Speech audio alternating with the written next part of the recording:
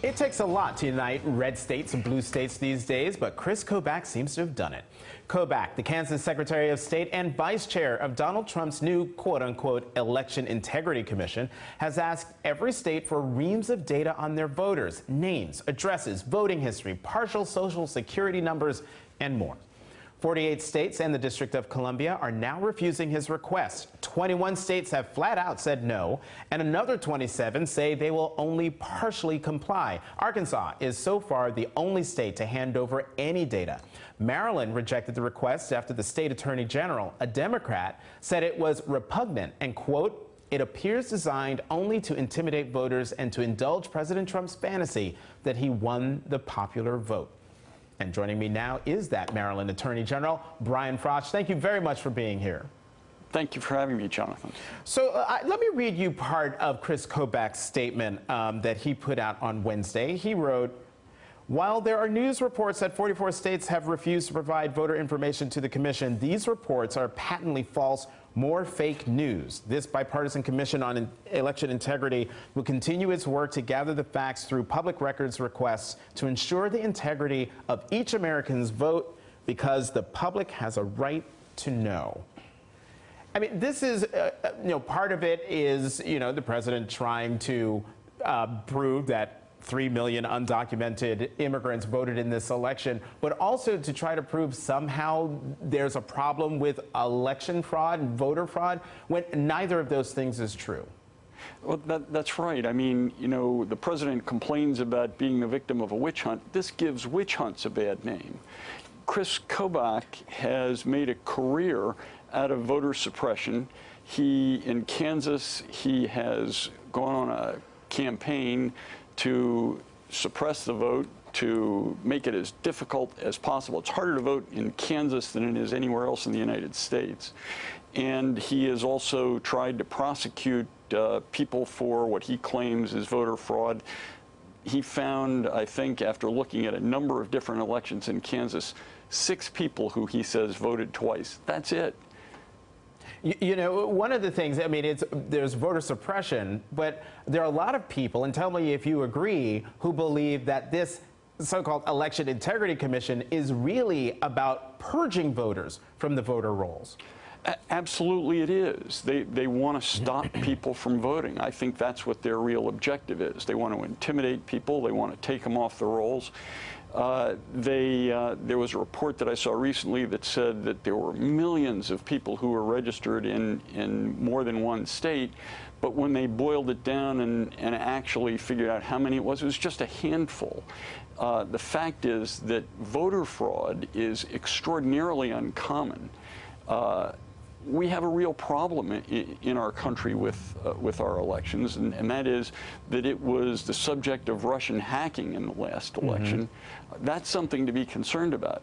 But there's no massive voter fraud, or there's certainly no evidence of it. And one thing that people will say is that we have a problem with people not voting to begin with. Voter participation is a big problem. I want to ask you about something involving another Maryland official. One of the members of Trump's commission was Maryland's Deputy Secretary of State, Luis Barunda, and he resigned this week. And it was an interesting appointment in the first place, since in Maryland, the Secretary of State's office does not handle elections. How did that even happen?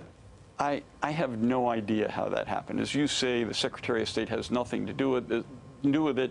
This particular individual has no experience whatsoever with elections. Why he accepted, why he was asked, I couldn't begin to tell you. It makes no sense. I think they finally saw the writing on the wall and asked him to resign. And by they, I mean the administration in Maryland. And one more thing before I let you go. The Department of Justice, Attorney General Jeff Sessions sent out a letter last week asking each state, asking them how they enforce federal requirements that they purge their voter rolls of ineligible voters. And the headline on the piece is you say this DOJ letter may be more alarming than Trump Commission's request for voter data. What did you make of that letter from the Attorney General? Well, Jonathan, the cornerstone of democracy is voting. It's participation by the citizens of our country.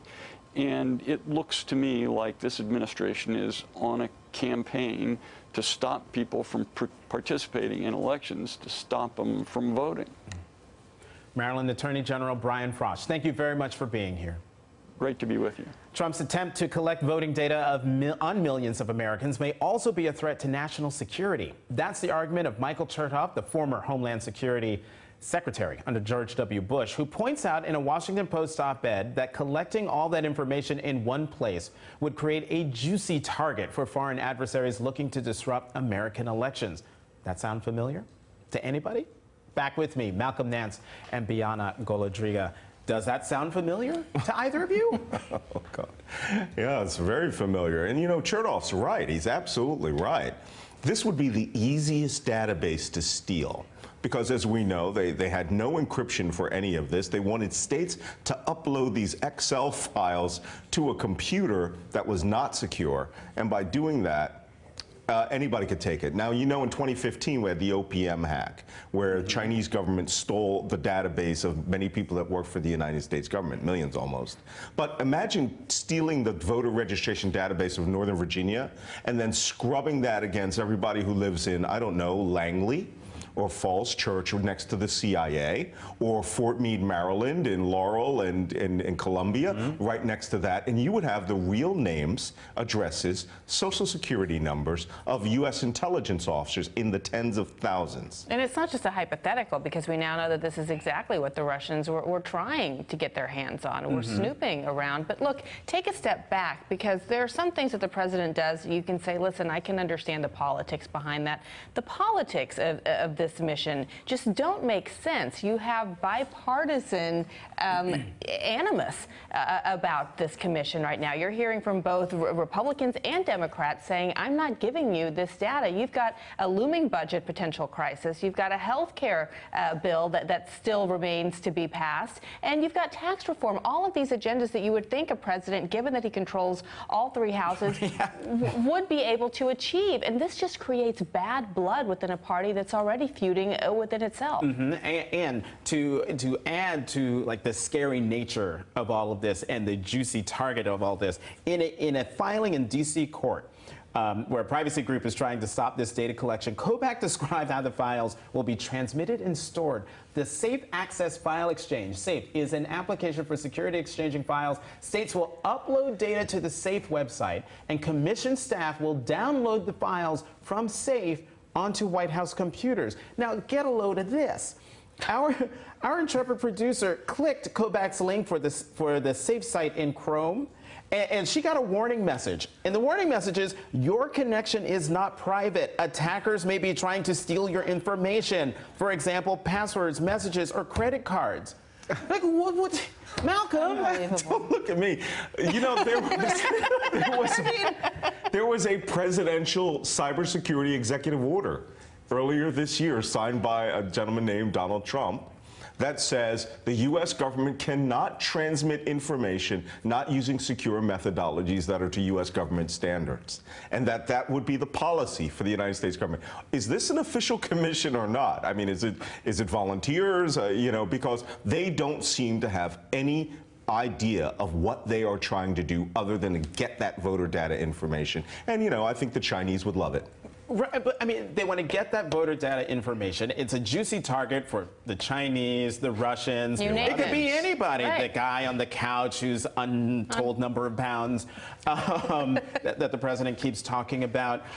To your point, Bianna, of all the things that the country should be focused on, and certainly the president should be focused on, why are they going down this road?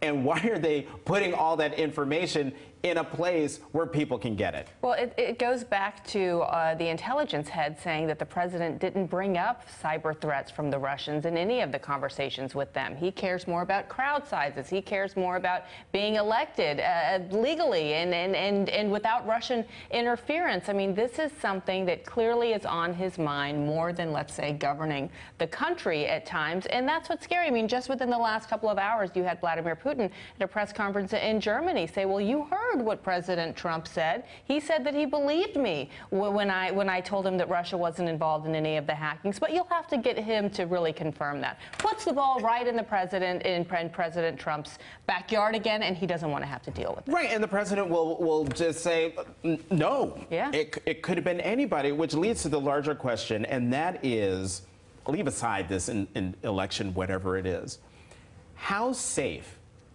is our democratic process, democratic small d, our democracy, from hacking in general, from the Russians who, hacked our elections, hacked the French elections, are, I think, doing their darndest to mess up Angela Merkel in Germany.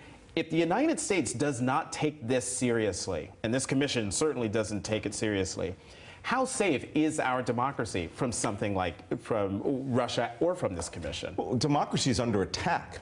Democracy was attacked about 1 year ago by the Russians. They are out to dismantle the U.S. democratic process. They don't care. This isn't about chaos. This is about making it unreliable and putting in people that want to make that unreliability part of a policy. So if we don't take this seriously as a nation, right now, your cybersecurity is whatever software that you put on your computer. There is no national infrastructure. The National Security Agency does not build encryption and safety protocols for you. There needs to be a public-private partnership, and where the electoral process and your voter rolls should be considered national infrastructure.